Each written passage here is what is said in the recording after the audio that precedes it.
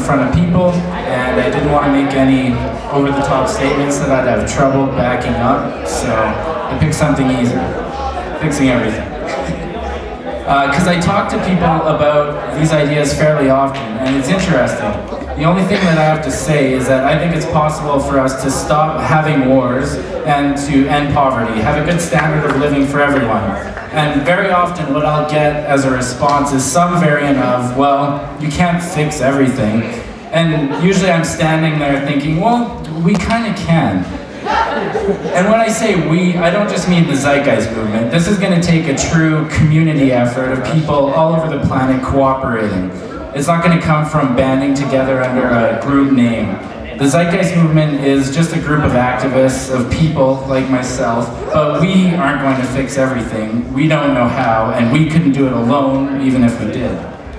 Nevertheless, I say the Zeitgeist movement fixes everything because of what I consider to be the most fundamental idea in what we talk about, which is using the scientific method to make social decisions. The scientific method has a bunch of steps: hypothesis, testing, evidence, analysis, but all that can really be boiled down to just 4 words: check and make sure. All the Zeitgeist movement is promoting is that whenever we do anything, especially things that affect everyone or a lot of people, we check and make sure that what we are doing is having the effect that we want it to have. And when it isn't, we alter our strategy. You know, for example, we're trying to get energy from these tar sands, but we're using just as much energy processing and drilling it as we're actually getting back. And while we're at it, we're stripping forests and polluting the air. So that doesn't really make any sense. That's not having the effect that we want it to have, so we should change our approach. It's that simple, and it's powerful.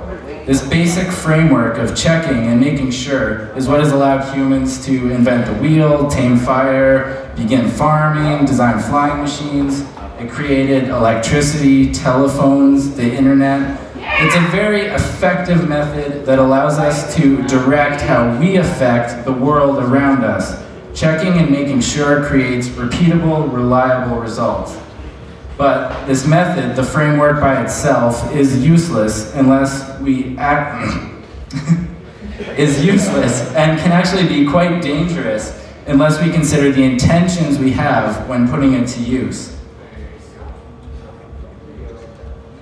What good is reliable information if we don't know how we want to apply it? Or worse, what good is reliable information when the misguided humans who like to call themselves our leaders take it and use it for what they think needs to be done?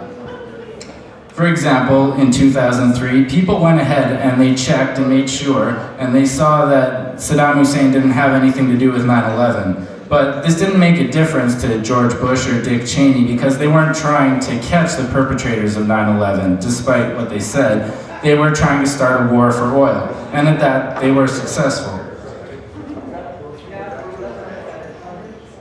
So we can check and make sure all we want and do all the science we want, but it won't make any difference unless our collective intention is to avoid war, to not kill each other for resources that we could all share.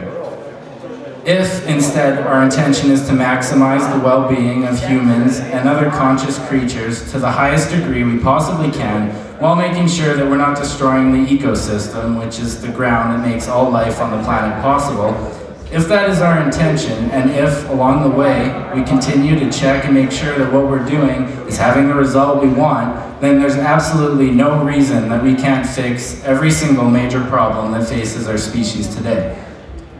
If we were to tell a group of Neolithic hunter-gatherers about the concept of running water, they would likely believe that this miracle of ingenuity would, in essence, and from their perspective, fix everything. After all, without having to worry about walking for hours a day just to get water, they'd have untold amounts of extra time to gather food and secure shelter. With all that newfound freedom, they might even imagine that they'd be bored with all the extra time they'd have. So, fixing everything is, of course, relative to the scope of the problems being discussed. I think the Venus Project slogan, "Beyond Poverty, Politics, and War," is an excellent starting point for the scope of the problems that we need to overcome today. And of course, new problems will always arise, and as far as I'm concerned, the best way that we're going to overcome them is to put forth ideas for solutions, test them, check and make sure they work, and continue to work how we want them to.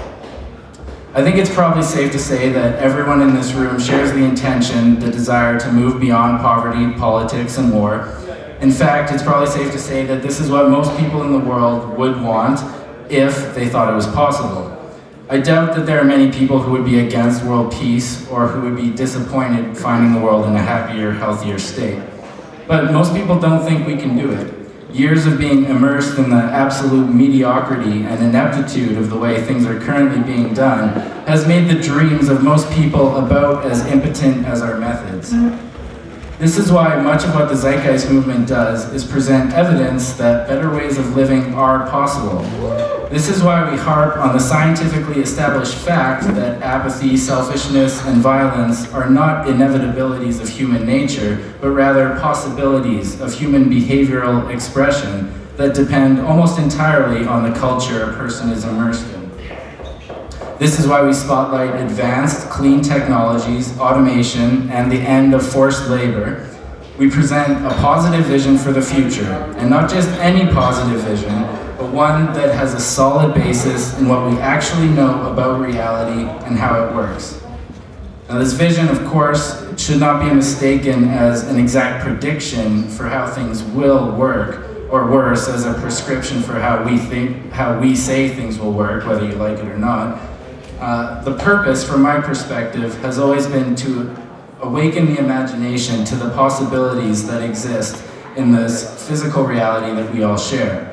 To help people to realize that this is not just how things are, and that violence in any form is never an inevitability.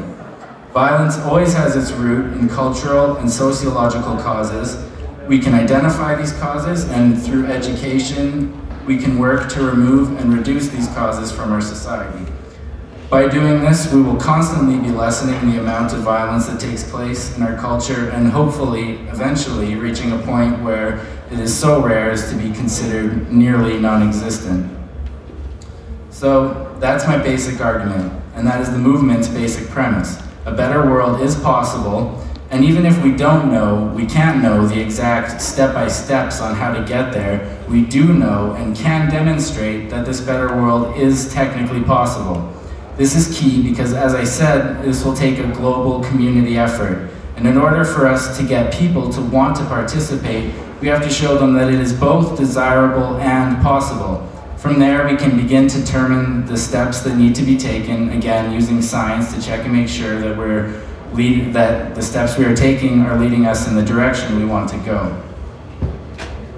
So, the last point I want to make before I remove myself from the stage and get us all a little closer to drinking and music and awesome fun, is that despite my confidence in the simplicity and effectiveness of checking, making sure as a method to finding the right road to travel, I can't and wouldn't say for sure that science, or at least the methods of scientific inquiry currently available to us, can answer every question about our experience on this whole planet.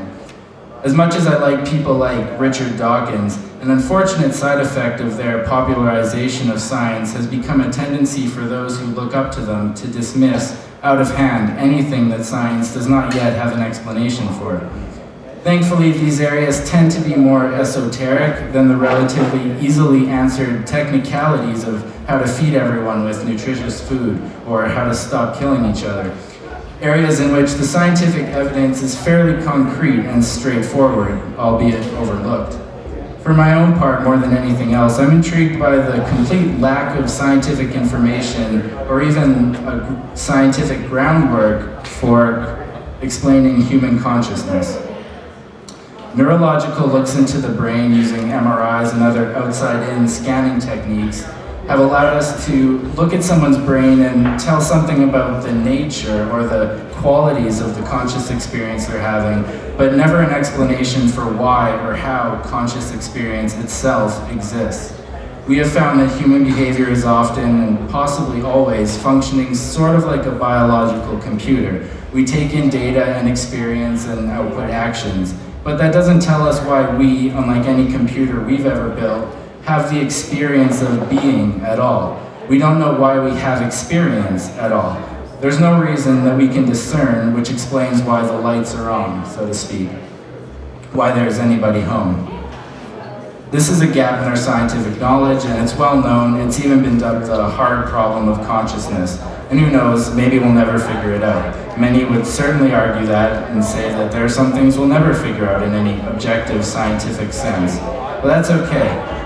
There may be problems that we might face in the future that demand we take into account the questions that science can't or hasn't answered. But those problems are not the ones we face today. We know a lot about how culture causes behavior, and we know a lot about creating the material situation that allows for healthy, happy people to flourish.